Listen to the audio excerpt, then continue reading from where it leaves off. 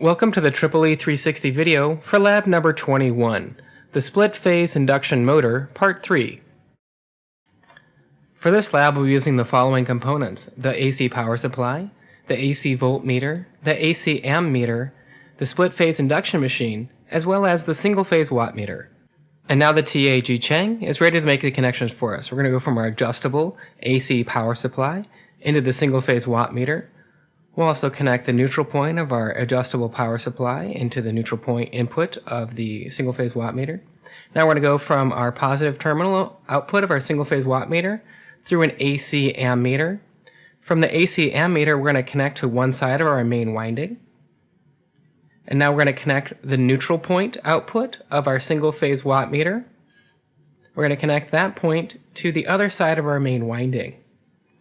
And now let's apply power to our auxiliary or start winding. We're going to go from the one side of our main winding, which connects to our power source. We're going to connect that to one side of our centrifugal switch.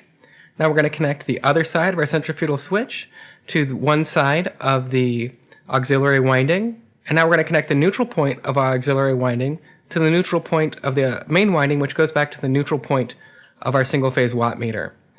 Now we would like to check the voltage that's being supplied to our motor. So we're going to check the voltage across the main winding. And now we have all of our connections properly made. And now we're ready to energize our circuit. First we'll turn on the power supply, and we're going to adjust for 120 volts line to neutral. See, our motor is now starting. Now that we have our power supply set, let's go ahead and take a close look at the rest of our measurements. And here we can see that our single phase wattmeter is reading approximately 80 watts.